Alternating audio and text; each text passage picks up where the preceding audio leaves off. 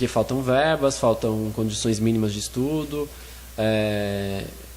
e eles querem ser ouvidos, querem discutir, e chegam lá, a reitoria não atende, não tem sequer diálogo. Esse ano assim ficou explícito. Em 2007 a ocupação não aconteceu porque a reitora não recebeu os estudantes.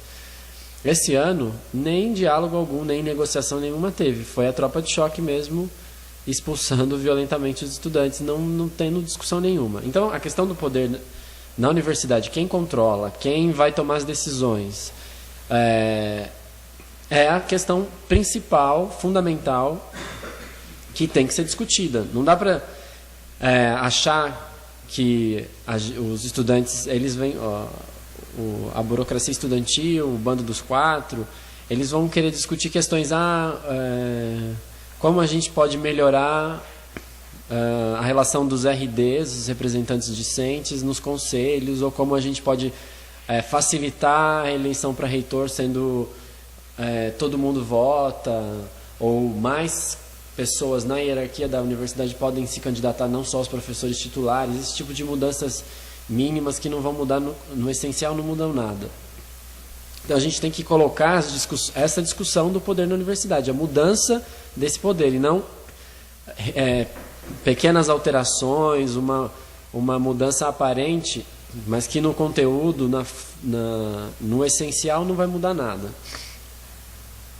Do nosso programa, o que a gente coloca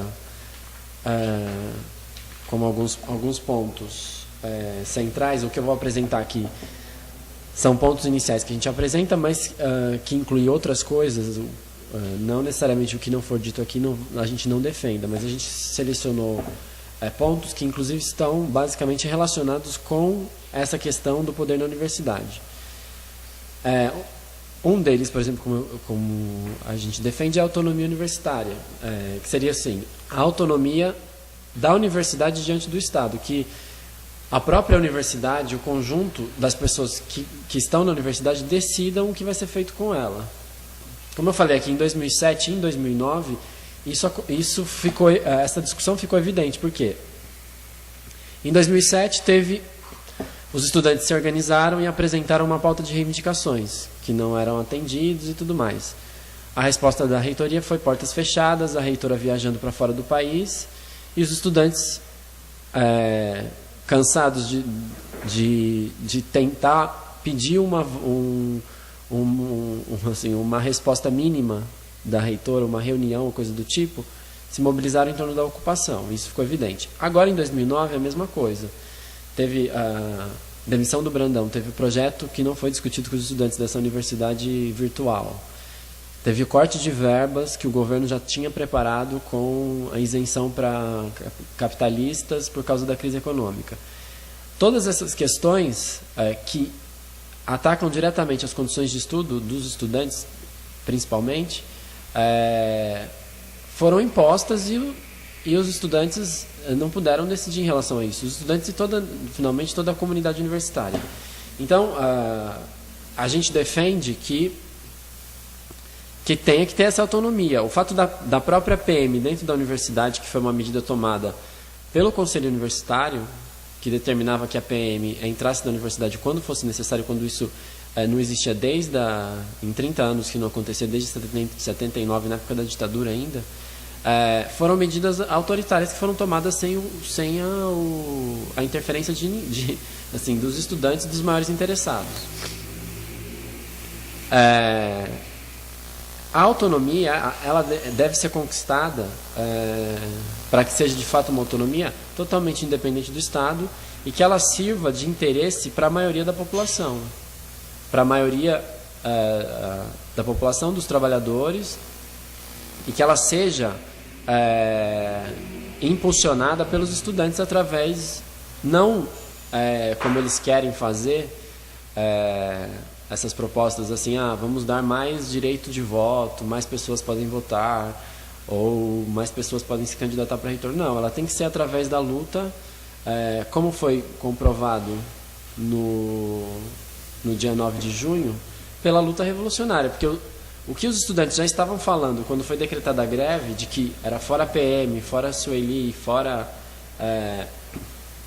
os projetos e tudo mais, o Fora PM, por exemplo, foi colocado na prática. Os estudantes, quando se enfrentaram com a polícia, eles estavam colocando na prática essa reivindicação, que é essencial, por exemplo, para a autonomia universitária. Então, esse seria um dos pontos. O outro ponto que eu vou falar agora, que é o ponto central, é o da maioria estudantil. Que é, na verdade, como essa autonomia ela deveria se dar. Que é através,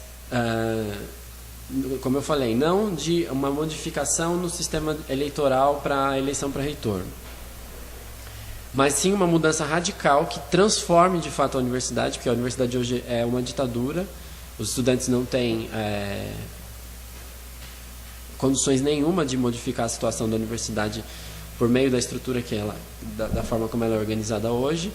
E a nossa proposta de maioria estudantil, ela vai o quê? Para, de fato, transformar a universidade numa instância democrática onde os interessados decidam as coisas que estão sendo feitas. Finalmente, a universidade ela é pública, é dinheiro público de todo mundo que está ali, só que meia dúzia controla o orçamento. Por exemplo, o que vai ser destinado aos cursos é decidido por uma cúpulazinha. A maioria estudantil ela vem para quê? Para acabar com isso. E acabar de forma assim, radical. Não é só mais os professores que decidem. A nossa proposta é que seja um conselho amplo de professores, funcionários e estudantes de maneira proporcional. Ou seja, de maneira que quem tem mais peso numérico na universidade, quem tem maior presença na universidade, também possa decidir as coisas. Então, os estudantes, que são a maioria esmagadora, no caso da USP, são 80 mil frente a 20 mil funcionários e 15 mil funcionários e 5 mil professores, eles tomem as decisões de maneira condizente. Eles têm o maior peso para tomar essas decisões. E os estudantes, não simplesmente porque eles são maioria, mas sim porque, de maneira histórica, são eles que de fato transformam a universidade ao longo dos anos. Se você pegar, não vamos nem pegar exemplos de fora do país, no caso do movimento estudantil, mas de dentro mesmo. Todas as questões políticas, as questões mesmo relacionadas à universidade, como verbas, como a situação, a qualidade do ensino, falta de professores, essas questões que de uma maneira geral afetam toda a universidade, a estrutura física da universidade, os prédios, todas essas questões na universidade, quem sempre levanta e leva à frente essas reivindicações são os estudantes. E mesmo questões políticas mais amplas, como o caso da ditadura militar. Foram os estudantes, inclusive estudantes da USP, que fizeram diversas manifestações na época do fim da ditadura, exigindo o fim da ditadura, e depois dessas manifestações dos estudantes, que se espalharam por todo o país, que houve um movimento generalizado pela população dos trabalhadores contra a ditadura. Então, os estudantes na universidade são o elemento, além de, em maior número, são o elemento que finalmente decide as questões. Então, a universidade, de fato, para ser totalmente autônoma, para ter uma gestão de fato democrática, os estudantes deveriam, de fato, ser a maioria nas decisões. A outra proposta que a gente tem que também está relacionada, é a independência política dos estudantes, do movimento estudantil, da burguesia. Uma coisa que ficou... Isso também aconteceu no primeiro...